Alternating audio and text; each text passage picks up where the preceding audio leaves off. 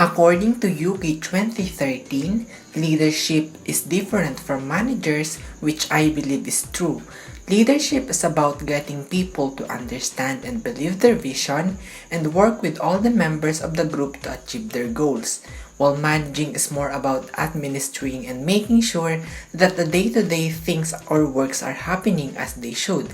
The main difference between leaders and managers is that leaders have people to follow them, while managers have people who work for them. Leaders can influence the effectiveness of an organization through the following. The number one, the choice of objectives and strategies to pursue. Leaders should create and choose specific objectives for the group. These objectives will be the center of achievement for the group. More so, leaders should ask his or her members what strategies they are going to use to achieve whatever those objectives. Number 2. The motivation of members to achieve the objectives. In line with this statement, leaders should give intrinsic or inner motivation to his or her members. By giving motivation, the members of the group will be eager to do their tasks well. Motivation can uplift the moral and spiritual aspects of the members to achieve the objectives of the group. The mutual trust and cooperation of and coordination of work activities.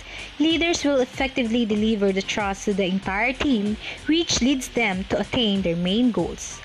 Leaders will assign each members to their respective roles. It shows the cooperation at nabubuo ito kung may tiwala ka sa iyong sarili at koordinasyon at kooperasyon sa iyong mga kasama dahil magsisilbi itong magandang ugnayan upang magtagumpay ang inyong inaasam. The organization and coordination of work activities. Coordination is an important aspect of any group effort. When an individual is working, there is no need for coordination. Therefore, we can say that coordination function is an orderly arrangement of efforts providing unity of action in persuasion of a common goal. In an organization, all the departments must be operate a part of a cohesive unit to optimize performance. The allocation of resources to activities and objectives. Resource allocation involves balancing competing needs and priorities and determining the most effective course of action in order to maximize the effective use of limited resources and gain the best return on investment. In practicing resource allocation, organization must first establish their desired end goal, such as increased revenue, improved productivity, or better brand recognition. The development of member skills and confidence. Leaders will group the members according to their capabilities, and also it helps to discover their hidden skills. Leaders will give tasks to each members which helps them to boost their confidence and give their best. Para ma-develop ang confidence ng iyong members at ang skills nila ay kinakailangan na may positibong pananaw sila at nasisimulan ito sa respeto ng bawat isa. Halimbawa nito ay ang pananaw ng ibang tao sa mga bagay-bagay at bilang ikaw ay isang leader ay kinakailangang matuto ka rin sa iyong mga members because good leader is a good follower. Then skills is also always leads to be more confidence. The learning and sharing of knowledge by members. Tayo po as a leader, kailangan po natin i-share yung mga nalalaman po natin sa ating mga kamiyembro nang sa ganun po ay ma-achieve yung goal at maging success. When we are sharing po ng mga ideas natin, nagbuboost po ito ng creativity, productivity, engagement, communication, and efficiency. Enlistment, support, and cooperation from outsiders. Dito po ay kapag po tayo ay nakikipag-cooperate, lalo na po sa mga may karanasan o bihasa na, ay nag-gain po tayo ng advice from others who are successful. At nagkakaroon po tayo ng bagong kaalaman na makatutulong sa atin at nagiging aware tayo sa mga dapat mangyari. Design of formal structure, programs, systems. Dito naman po ay kung paano ma-organize nang sa ganun ay ma-achieve yung goal. Good organizational structure and design helps improve communication, increase productivity, and inspire innovation. It creates an environment where people can work effectively.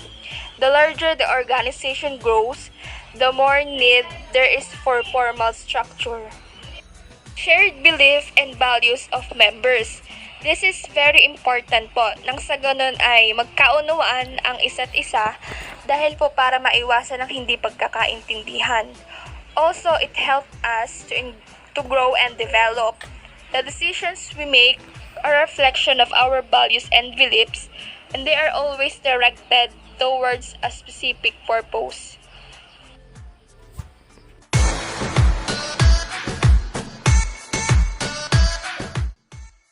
Instructional leadership style is commonly associated with school leaders or principal who manage curriculum, supervise and develop instructions, and are responsible for the learning and success of every student in school.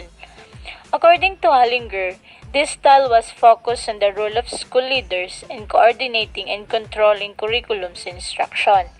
This leadership style specifically promotes collaboration and cooperation between teachers and school head in order to develop and create learning environment that are beneficial to the learners. Instructional leaders strive to empower teachers to become leaders too. They support teachers with genuine appreciation and intelligence. They also provide inspiration and motivation to achieve individual and collective goals. They provide a model of teamwork for the student to look up. Good instructional leaders is responsible for carrying out the task and supervision and improving teachers' commitment to advance teaching and learning. Transformational leadership. Transformational leadership is a leadership style that can inspire positive changes in those who follow. Transformational leaders are generally energetic, enthusiastic, and passionate. Not only are those leaders concerned and involved in the process, they are also focused on helping every member of the group succeed as well. The concept of this leadership was initially introduced by leadership expert and presidential biographer James MacGregor Burns. According to Burns, transformational leadership can be seen when leaders and followers make each other to advance to a higher level of moral and motivation. It means that through an strength of vision of personality, transformational leaders are able to inspire followers to change expectations and motivations to work towards common goals.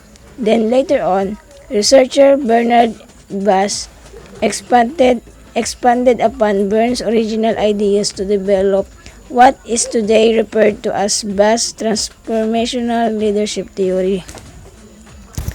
According to Bass, transformational leadership can be defined based on the impact that it has on followers.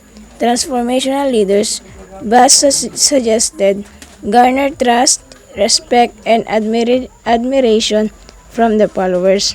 According to Bass and Rigo, transformational leaders help followers grow and develop into leaders by responding to individual followers' needs by empowering them, and by aligning the objectives and goals of the individual followers, the leader, the group, and the larger organization.